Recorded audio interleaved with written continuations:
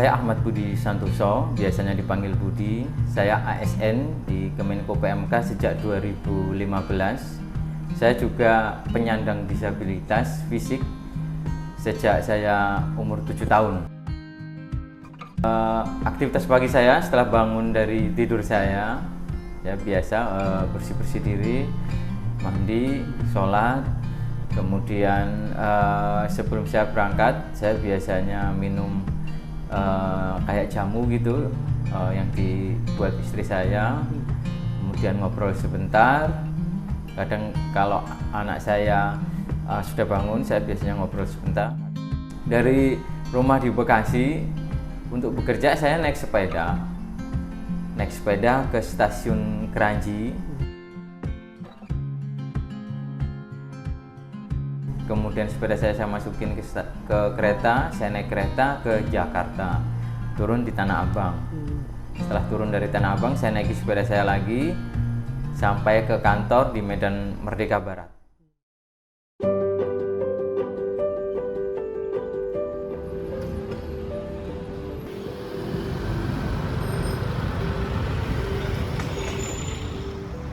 Saya menjadi penyandang disabilitas itu umur 7 tahun.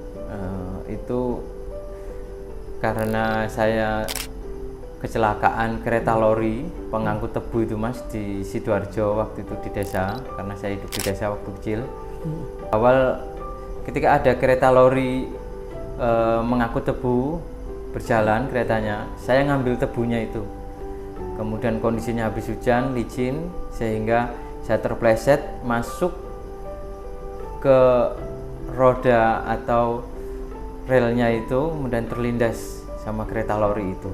Kemudian saya dibawa ke rumah sakit karena saya waktu itu masih ingat ya, kaki saya itu berdarah semua dan saya udah pasrah waktu itu, memang wah kayaknya kaki saya nggak bisa diselamatkan.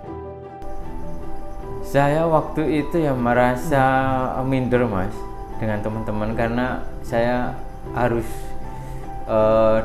awal-awal saya keluar rumah sakit itu kan memakai kursi roda. Nah, di situ saya minder, teman-teman bisa main sepak bola dengan kaki yang lengkap gitu, sedangkan saya enggak. Kemudian saya beranggapan, wah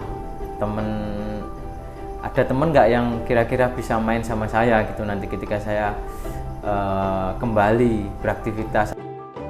Ketika kecil itu kadang ada omongan dari orang-orang kan kayak, wah itu Budi kakinya satu, atau mungkin bilangnya cacat kan waktu itu kan kata-kata yang nggak enak gitu, yang membuat saya down. Kemudian ada yang sampai ada yang bilang, wah ini Budi, waktu saya kecil ya, bilang wah ini Budi ini sulit ini nanti nyari kerja kalau udah besar, atau oh ini Budi ini nanti kalau besar sulit ini nyari jodoh gitu karena dengan disabilitas.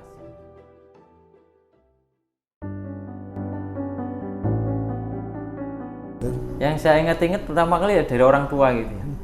Kedua orang tua saya, ibu bapak saya itu selalu menyemangati saya. Ibu saya mendukung saya untuk berkembang sekolah terus. Bapak saya juga setiap hari memberi semangat, kamu harus semangat gitu.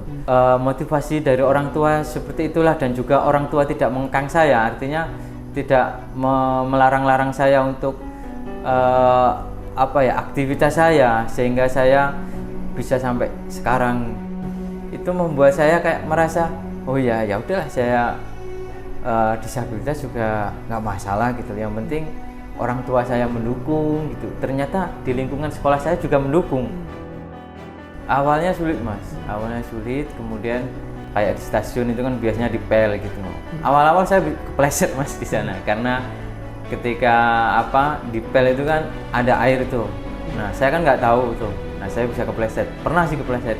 Kemudian sekarang dengan kebiasaan saya tahu, oh itu biasanya jam segini dipel atau enggak, itu sehingga saya bisa berhati-hati gitu Mas. Kemudian di stasiun Kranji itu kan juga ada kayak undak-undakannya gitu. Itu menurut saya juga agak menyulitkan saya, tapi terkadang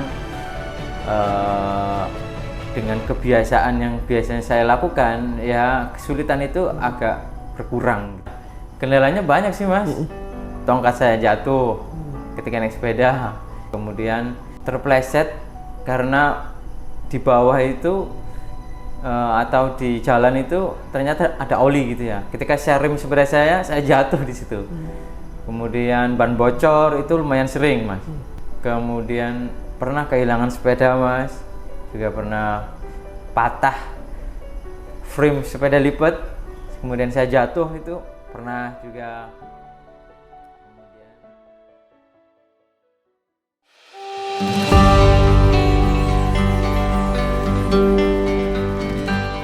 Saya membina keluarga sejak 2014 akhir. 2014 akhir. Iya. Dan sampai dikaruniai sekarang dan dikaruniai alhamdulillah 3 anak perempuan semuanya. Membina rumah tangga itu ya berawal dari saya ketemu istri saya itu di satu organisasi dulu, Mas. Saya kan waktu itu ikut organisasi kerelawanan, kemudian ketemu istri saya. Awalnya sih pertemanan kan, Mas, teman-teman. Kemudian saya melihat dia kok perhatian ke saya gitu kan. Akhirnya ya saya sempat saya deketin, kemudian ngobrol, kemudian saya kan orangnya sebenarnya nggak begitu romantis, Mas. Jadi saya to the point, saya bilang iya saya suka kamu gitu, terserah kamu suka. Keluarga istri sempat waktu itu ada yang mungkin pemikirannya berbeda ya, yang mungkin merasa istri saya itu masih dengan fisik dia itu masih bisa mendapatkan suami yang lebih baik dari saya, itu ada. Cuma kan itu istri saya bilang saya, kemudian saya bilang ya udah, itu kan omongan dari keluarga dan itu bukan bapak kamu yang bilang. Sekarang lebih fokus ke bapak kamu. Anak-anak ya melihat kondisi saya ya mereka awalnya ya kayak tanya gitu, kenapa kayak kakinya papa kok satu gitu ya. Kemudian saya jelasin kalau kecelakaan dan lain, dan mereka mengerti. Sehingga ketika saya diledek gitu ya, semisal atau ada orang yang bilang, oh itu kakinya satu gitu, kadang anak saya bisa membalas, oh nggak apa-apa, ayah saya masih bisa jalan kok dengan pakai tongkat, seperti itu. Sebelum menjadi ASN ini saya bekerja itu serabutan, Mas. Saya pernah bekerja di kayak sebuah perusahaan pembuat majalah gitu dulu, sempat, tapi kecil-kecilan waktu itu, Mas, di Sidoarjo. Tapi karena mungkin hasil yang saya dapat menurut orang tua saya kurang, dan akhirnya saya disuruh keluar, saya keluar. Kemudian saya membuat usaha waktu itu, membuat training motivasi. Saya jadi trainer motivasi kepada anak-anak sekolah SD, SMP, SMA dengan disabilitas. Saya bisa meraih prestasi dengan bisa kuliah, lulus gitu, Mas. Kemudian saya tes di sana, tes CAT sama istri saya. Kemudian ketika tes CAT ternyata langsung keluar, Mas, nilainya. Di situ saya lihat nilai saya, saya tanya ke bagian petugas di situ, katanya nilai saya di atas rata-rata, dan di situ saya bersyukur, saya merasa oh ya pasti saya masuk lolos di ASN itu. Omongan orang tua saya waktu itu emang kayak jadi doa gitu. Saya teringat orang tua saya itu, kamu harus sekolah terus sampai kuliah, nanti kamu jadi supaya kamu bisa jadi PNS gitu, atau supaya kamu bisa ujian PNS gitu. Dan orang tua itu selalu bilang, aku mendoakan kamu mau kamu jadi PNS, dan ternyata betul gitu. Saya sekarang jadi PNS, ternyata omongan orang tua saya dulu itu jadi nyata. Disabilitas itu zaman saya waktu itu banyak diskriminasi. Saya bekerja, ada lowongan jadi guru, saya daftar nggak keterima. Ada lowongan jadi surveyor, saya daftar, pertama keterima, kedua saya daftar nggak keterima karena mungkin tahu kalau saya disabilitas. Pas ada survei lagi, ya banyak lah, Mas, lembaga yang saya daftar yang membuat saya jadi ketika mau daftar lagi itu kayaknya wah nggak diterima deh gitu. Tapi ketika ASN ini saya coba, karena memang waktu itu ada khusus ini loh lowongan khusus penyandang disabilitas, bukan Iya, iya. ini lowongan umum gitu loh. Kalau lowongan umum kayaknya saya pasti kalah lah. Alhamdulillah saya diamanahi di Kemenko PMK menjadi perencana muda Mas, dan sesuai tupoksi kami mengerjakan untuk berkoordinasi, sinkronisasi dan pengendalian terkait program pemberdayaan disabilitas Mas. Dan ketika saya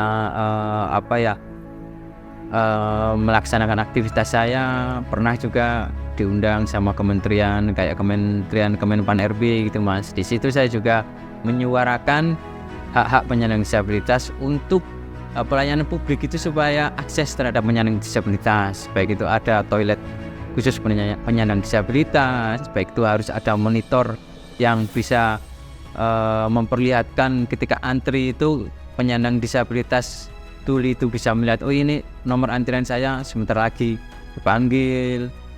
Dan juga terkait akomodasi juga penyandang disabilitas di pendidikan, dan juga mungkin menyuarakan supaya konsesi dan insentif terhadap penyandang disabilitas ini bisa terwujud gitu Mas.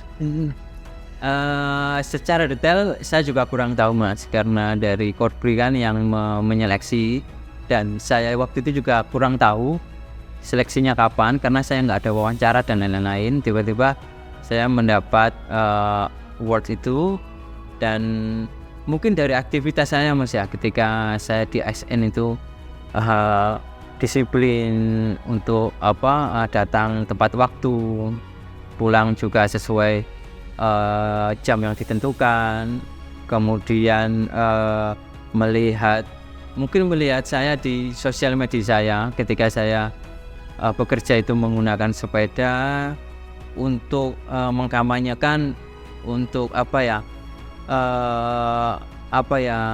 menggunakan transportasi massal, dan juga ketika menggunakan sepeda kan menggunakan transportasi yang tidak berbahan atau mengeluarkan polusi kan Mas. Mungkin dari situ juga, dan juga mungkin dari perspektif yang lain yang saya kurang tahu Mas.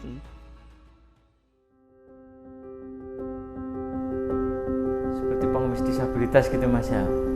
Saya melihat dia ya, kalau dia posisinya seperti itu mungkin karena akses baik pelatihan kerja dia belum bisa mengakses, kemudian keluarganya dia juga mungkin dukungannya kurang kuat, dan juga mungkin teman-temannya juga belum merangkul dia, sehingga dia itu nggak ada bantuan, nggak ada motivasi dari orang lain, sehingga kerjaan apalagi yang bisa dia lakukan gitu loh. Dan akhirnya mungkin dia beranggapan disabilitas, kemudian ngelihat disabilitas ada pengemis, akhirnya ya meniru juga. Mungkin seperti itu Mas kalau saya melihat teman-teman disabilitas yang mengemis.